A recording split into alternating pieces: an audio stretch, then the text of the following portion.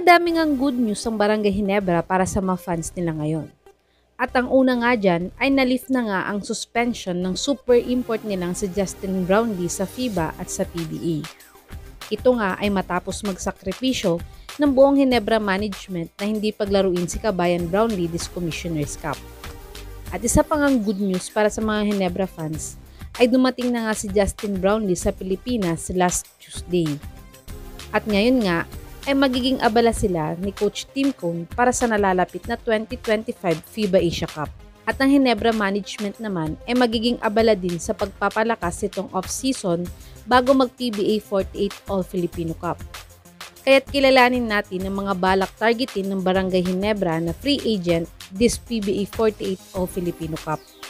Top 5, GP Faundo. Si Faundo ay isa sa mga naging backup big man ni Kraken ngayong Commissioner's Cup nang siya ay ma-injury. Pero dahil nag-trade nga ang SMB kay Don Trollano, ay isa nga si Faundo sa mga napasama sa trade. Ngunit, siya nga ay nai-waive din agad ng Northport dahil sa dami ng kanilang players sa team. Kaya't siya nga ngayon ay unrestricted free agent. At alam nyo ba na si GP Faundo ay ang nakababatang kapatid ni former Barangay Ginebra big man Brian Faundo. Si GP nga ay 28 years old pa lang at pwede pang gawing backup big man ng Ginebra sa nalalapit na PBA All-Filipino Cup. Si Faundo ay nag-average ng 4.2 points, 3.6 rebounds, 0.4 assists, 38 field goal percentage, 48% free throw shooter this PBA 2023 PBA on Tour averages. Panoorin natin ang kaunting highlights ni GP Faundo upang magka-idea kayo kung paano nga ang kanyang playing style.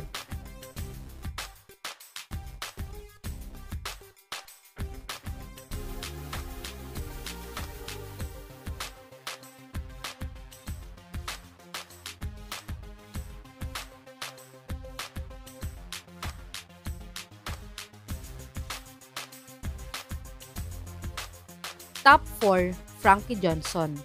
Si Frankie Johnson nga ay naglaro pa sa 2023 PBA on Tour para sa Meralco Bolts. Pero hindi nga siya binigyan ng extension contract ng Meralco last off-season ng PBA. At alam naman natin kakagaling nga lang din ng team captain ng Ginebra na si Tiniente Tenorio. Kaya tiyak na hindi pa din paglalaruin ng heavy minutes itong si Tiniente Tenorio next conference. Kaya't pwede ngang mag-take ng risk ang Ginebra na i-sign itong si Johnson upang madami ngang option ng Ginebra sa kanilang point guards kung may ma-injured man sa kanila. Si Johnson ay nag-average ng 7.2 points, 2 rebounds, 1.1 assist, 0.4 steals at 0.1 block per game last 2023 PBA on Tour.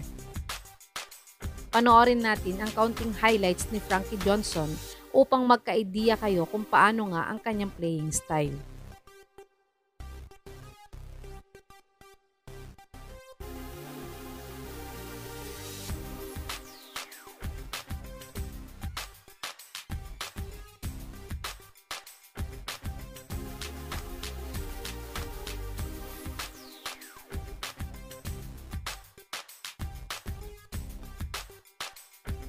Top 3, Gab Banal. Si Banal nga ay isang former MPBL season MVP. Kaya't after nga niyang mag-MVP sa MPBL ay iba't ibang teams na nga ang nag-sign sa kanya sa PBA. At ang huling team nga niya ay itong Blackwater Bossing na kakatapos nga lang ng kanyang kontrata. Si Banal nga ay isang shooting forward dahil shooter nga siya sa 3 points area. At ngayon nga ay maglalaro siya para sa Quezon Huskers sa nalalapit na season ng MPBL. Pero kung ma-sign nga siya ng isang PBA team gaya ng Ginebra na naghahanap ng isang shooter na player, ay baka pwede nga siyang makiusap sa Quezon Huskers na i-terminate ang kontrata niya dahil babalik nga siya sa PBA. Si Banal ay nag-average ng 2.7 points, 1.7 rebounds, 0.7 assist, 55% 3-point shooter, 66% free throw shooter this PBA 48 Commissioner's Cup averages. Panoorin natin ang kaunting highlights ni Gab Banal upang magka-idea kayo kung paano nga ang kanyang playing style.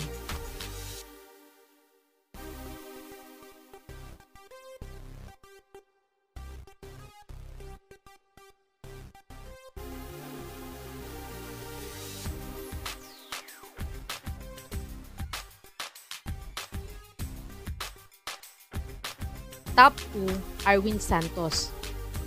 Si Spider-Man nga ay isang unrestricted free agent ngayon sa PBA.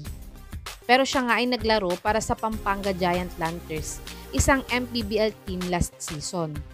At sila nga ang nag-champion last MPBL season. At ngayon ay wala pa din siyang pinipirmahang kontrata sa MPBL dahil siya ay nagbabaka sakaling makabalik pa sa PBA. Interesado nga dati ang Barangay Ginebra dito kay Santos, pero noong nasa may prime pa lamang siya ng kanyang PBA career. Pero ngayon nga ay pwede din naman nilang gamitin ang kanyang veteran presence para sa nalalapit na PBA o Filipino Cup. Si Spider-Man ay nag-average ng 5.9 points, 4.6 rebounds, 0.7 assists, 27% 3-point shooter, 50% free throw shooter this 2023 PBA on Tour averages. Panoorin natin ang counting highlights ni Santos sa huling paglalaro niya sa PBA.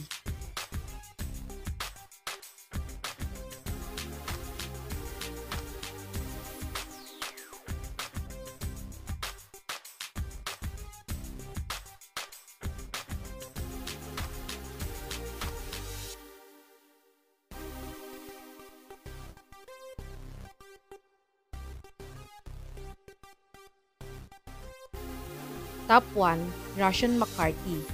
Si McCarty nga ay kaka-release lamang ng Blackwater sa free agency. Ito nga ay matapos kumuha ng madaming rookies ang Blackwater this PBA 48 draft. Kahit ang iba nilang mga players gaya ni McCarty ay hindi na nabibigyan ng panibagong kontrata. Sayang nga si McCarty dahil isa pa naman siyang legit scorer. Kung balak nga magdagdag ng Ginebra ng scorer sa team, ay pwedeng-pwede nga itong si McCarty. Si McCarty ay nag-average ng 11.2 points, 3.6 rebounds, 3.6 assists, 49% 3-point shooter, 65% free throw shooter this 2023 PBA on Tour. Panoorin natin ang konting highlights ni Russian McCarty upang magka-idea kayo kung paano nga ang kanyang playing style.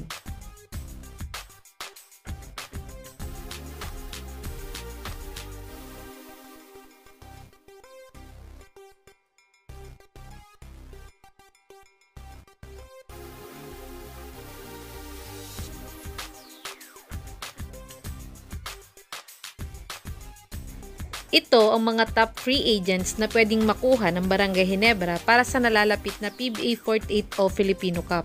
Sa tingin niyo mga kabubbles, sino sa mga ito ang pwedeng makatulong sa Barangay Ginebra next conference? I-comment nyo na po yan sa baba.